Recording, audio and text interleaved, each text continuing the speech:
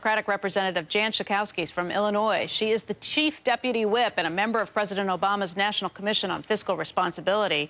Our guest host, once again, is Representative Paul Ryan. He is also on the President's Fiscal Commission. And Congresswoman, welcome. Thanks for joining us. Thank you. Thank you. Hi. And hi, Paul. Hey, morning, Jan. How are you doing? Good morning. All right, we've been trying to come up with solutions this morning. Obviously, the nation's in a pretty difficult spot right now. We've gotten to the end of that stimulus spending, and states are in big trouble. What needs to happen next to try and take care of some of these problems? Well, I'm glad you mentioned the states, because I think right now we need to assist the states so that they can hire people and avoid huge layoffs.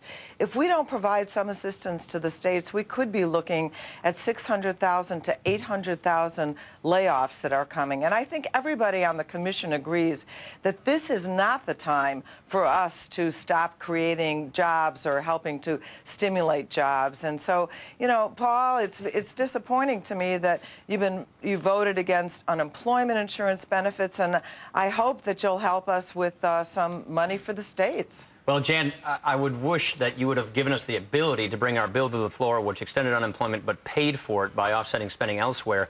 Unfortunately, the Speaker disallowed us to have that amendment on the floor, which would have paid for the unemployment extension. And I would just simply, and you know, Jan and I know each other very well. We were elected in the same class together. We just have differences of opinions on lots of issues. I would simply say more spending from the government to create jobs means you're taking that money from the private sector. It's borrowing.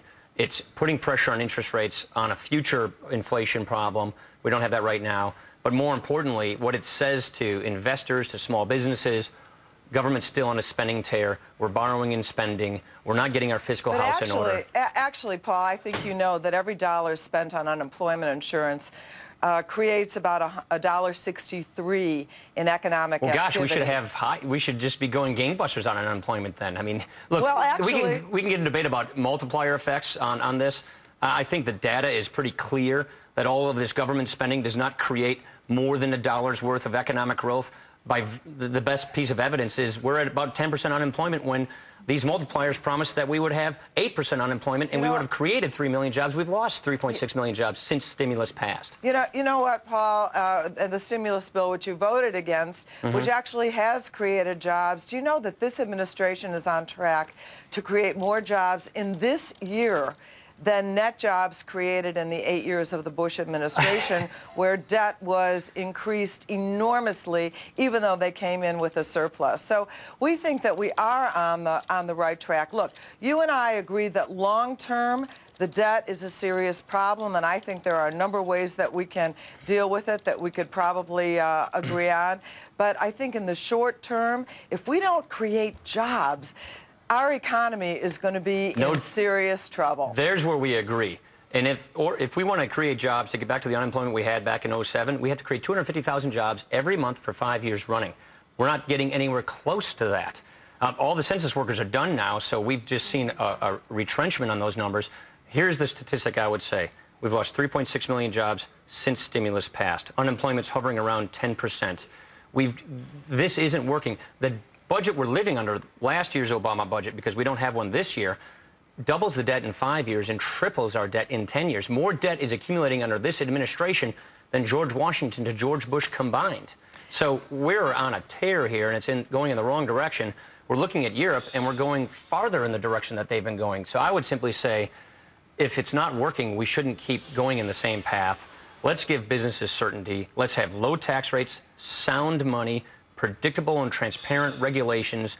Those are the kinds of things that ought to be giving us real economic growth. Out of the kind of recession we had, we ought to be growing at 4 to 6%, not an anemic 2.7. We're hoping for 3%. We should have learned the lesson from the Great Depression, that without continuing to stimulate the economy, which means to create jobs, put money in people's pockets, ordinary people who have been really the victim of this recession, then they're not going to be able to go out and buy the appliances. They're not going to be able to buy the back-to-school products that and pencils and papers that their kids need. And so right now, what we need to do is to put money in people's pockets to help with the states. That was the argument a year and a half ago, and I understood it at that point. But since that time, the states have done nothing to cut their spending. Illinois has stopped paying its bills. You're more than $5 billion in arrear, and you're not paying those ordinary citizens who have been working for you in that state. Is there a point where the states have to take some responsibility and cut their spending? I think certainly the states are taking responsibility, and we are seeing major cuts.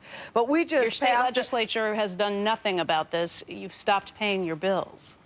Yes, because the state is actually out of money because health care costs have been rising. So do you either raise taxes or cut spending? That's why we pay. Well, and they have cut spending. But that's what I'm saying. By cutting spending, we're going to see all over this country hundreds of thousands of people that are laid off. The states are going to need some help. We're not talking about frivolous spending. We're talking about health care, education. These are things we need to spend money on. You know, Paul voted against more money for teachers. Do we want to see our classrooms grow to 40 kids per classroom? No, we have to put more money into doing that. You know, there's 3 legs to a economic security, and that is reducing the debt, and that is cutting spending, raising revenue, and growth. And if we don't put some money into the economy, and this isn't just economists from the left, but we're talking about Mark Zandi, who was McCain's economic advisor, saying if you put money into the states, again, that is going to resonate greater than about $1.40 through the economy.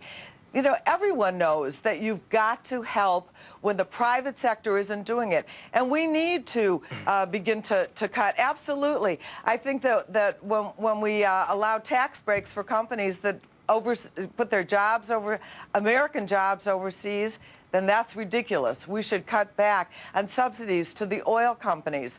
We've had a bipartisan outside group looking at the defense budget. We can cut, without hurting our defense, we can cut that budget. They're telling us we got to wrap. I would just simply say those Zandi numbers never materialized. This NFIB guy got it right. 2/3 of our jobs come from small businesses. They're scared about what's going on in this economy and what government's doing. But I hope we'll take it up tomorrow morning at the Fiscal Commission. All right, Jan? Okay.